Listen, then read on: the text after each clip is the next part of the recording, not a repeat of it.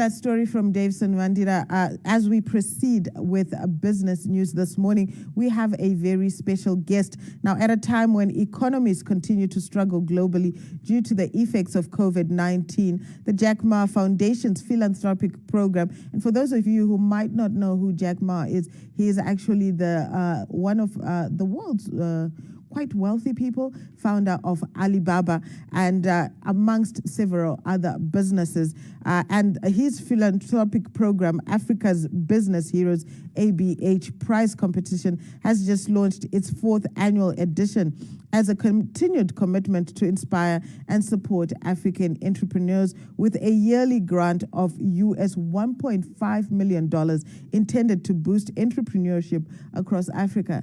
So if you're an entrepreneur, I hope I got your attention there, because there's something for you in this next conversation. Now, to discuss this, we are joined by Ethel Mupambwa, who is the co-founder and executive director of Manimat Zimbabwe. And she is an Africa Business Heroes 2020 second runner-up who walked away with 150,000 United States dollars. Ethel, good morning. Morning, Fari. How are you? Okay, so before we even talk about the background of the competition, that feeling. Oh my God. Of you know, you've walked this journey and you are a winner. What was that like? You know, I couldn't believe it, especially for me. You know, I was looking at myself from the background that I'm coming from. Fari, you know, I come from Nembudzia, Gokwe. Wow. The dust and dark streets of Gokwe. And I'm like, wow, a girl from Gokwe. I often say to people, Gokwe yaziita zvekare. I will Gokwe. And this time it's a good thing. This time it's a good thing, apparently. Wow. And so I know it was in 2020, but I think congratulations are in order anyway, because not only did you raise Gokwe's flag high, but Zimbabwe's flag high as well. Now tell us a little bit, for those that are wondering, what is the background to this competition that you won? Okay, so for the Africa Business Hero, it's a competition that look into homegrown entrepreneurs, if I can say. It doesn't matter the age that you are at, and you just need to have a business. Definitely it has to be a registered business. I've been listening to the news, the things that are happening in our downtown Harare. It has to be a proper registered business. You need to be paying your taxes. You need to be having your license for you to qualify for this. You need to at least have operated for at least 3 years in that particular business, and you've got a financial track of records. Audited is another plus. For me as an entrepreneur, for my business, Manimat Finance, it's a microfinance institution. We are licensed by the Reserve Bank of Zimbabwe. So all was in place. I can say, Fari, me as an entrepreneur from the word go, I was determined to do things right. You know, I always tell people that it's not an opportunity when it knocks if you are not prepared in that scenario. So you need to always be prepared as an entrepreneur, so that when these competitions come up, you know that you qualify. So this is about Africa Business Hero. And one thing for sure that I'm testifying for, when you win the prize money, it comes. It came, the 150,000 US dollars came. It reflected in my account. And I was like, really? Wow. So it's not like one of those scams. No. It really happens, and it can happen to anyone. And you'll be competing with all other entrepreneurs amongst the 54 countries of Africa. Wow. So you really need to up your game. You really need to be determined. You really need to be a person who really knows what you are doing. And the impact that you are making in the community is I think is the most important thing. The social impact. What are you doing to human life? What changes are you making in human life? In Manimat Finance, we say we are contributing to Sustainable Development Goals 1, 5, 7, and 8. Okay. As an institution, we are fighting poverty. We are participating in renewable energy. We are encouraging women and girls in gender equality, empowering them so that they're financially literate. And we are contributing to decent work in the country, in our continent, and for the world at large. Wow. You know what? I think part of being a great entrepreneur is being able to tell your story. And you are just able to articulate it so well. And I think those of us listening and those watching can understand why you walked away with that $150,000. But you know what? One of the things we often like to discuss on this show is the entrepreneurial journey, because a lot of people see the final product and don't realize that it is a journey, and a very difficult one at that. Let's talk about the challenges of entrepreneurship. For that, Fari, let me say, being a woman of faith, I always tell people there was a very shorter way from Egypt to the promised land. But God decided to take his people through the desert. The journey is not always as smooth as people think. Now that you'll be seeing an Ethel on Zimbabwe television, imagine, I can't even believe it myself. It has been a tiresome journey. For Money Finance Fund, I started it in my veranda. And I just made a decision to say, I need to make an impact. This is something that I'm passionate about. And like I told you a brief of my background, I was thinking, I grew up in a patriarchal society, asking myself, okay, so where are we as women? Where are we counted? I grew up in a polygamous family, and our mothers had nothing at all. Everything belonged to our father and his sons, at least because my father, being a businessman in Mbudziagoko, his shops were written Chiwara stores and sons. And I often asked, so where are we?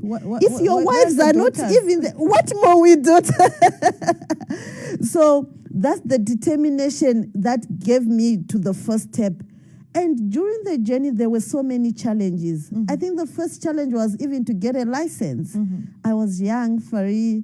I was overzealous. I was bringing a model in the microfinance sector that had not really been accepted because we have been used to the traditional lending aspect. And I was going there, knocking the Reserve Bank doors saying, guys, I need a license. I need to give small loans so that these women that are doing their ventures can pay maybe daily, maybe weekly. And they're like, loans are paid monthly. And I'm like, we need to change the status quo. There's something to change. And as we go on the journey, being in a financial service sector, the 2018-2019 exchange rate, the loan book was wiped away. I did not give up. I remained in there. Come 2020, COVID hit. You just go home and you're like, oh my God, this is the end of it. And to think of it, by then I had almost 33 employees. And I'm thinking as a leader, what are you going to do? What am I going to do? 33 families depending on this organization. It kept me going. I ended the Africa Business Hero Challenge sponsored by Jack Ma in 2020. It was not an easy journey. If I could tell you, Fari, you would wake up midnight, you would start on that application, you would make sure everything is in order, you would check with your auditors, guys, how far are you? I need to be submitting my accounts to this competition, everything else. You would get mentors. That's the excellent thing about Africa Business Hero. When you go through the competition, they give you a mentor who teaches you about business, who encourages you to go to the next step. So 2020 was a big breakthrough for us. We had a shutdown. We had to close offices. We had to go home. But even in that shutdown, you had that breakthrough. I had that break, and I had to keep on pushing for the competition. You'd look for the data. I remember, Fari, I did not even have some funds for data. So oftentimes I would call my brothers, my sisters, and say, guys, just for data, I need to submit. The pain that an entrepreneur go through, they can never explain. But from then, after winning the prize money, I tell you, life was better. We managed to grow our loan book. Now we have 15 branches across Zimbabwe. Wow. We are now in every provincial city in Zimbabwe.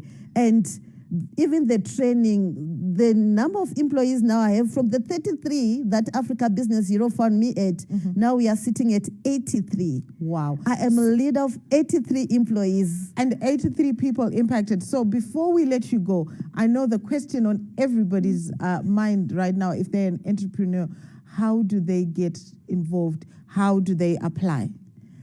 If you are an entrepreneur, you just need to go on the Africa Business Heroes website. You'll find the competition there. It's now closing on the 20th of June. But it's not a difficult questionnaire. It's not a difficult competition to enter. You are just uploading your certificate of incorporation, your tax clearances. These are the things that you have as an entrepreneur. So, and the impact that you are making in the manner that you are doing your business, you know, so you just upload. By the 20th of June, we would have submitted that. And I want to say to the entrepreneur who is watching this and who is saying, I want to be there, I'm saying you can do it. If a girl from Nembudzia did it, you can also. You heard it for yourself. If a girl from Nembudzia did it, you can certainly do it. If you are an entrepreneur, this is an opportunity for you. Fourth cycle of the African Business Heroes competition closes on the 20th of June. I don't know what you are waiting for. If I wasn't on air, I would be going straight to that website and finding out how to get, and like Ethel said, make sure you have everything in order. Your certificates of incorporation, everything. Have a business that is regularized, and your entrepreneurship journey could be changed. We were so excited to have Ethel in studio. She is the second runner-up of the African Business Hero Competition 2020, and she walked away with $150,000, and that is an opportunity that I think we should all take advantage of. And she also spoke into her challenges and her journey as a young entrepreneur, young lady from Gokwe Nembudzia, doing the things across Zimbabwe.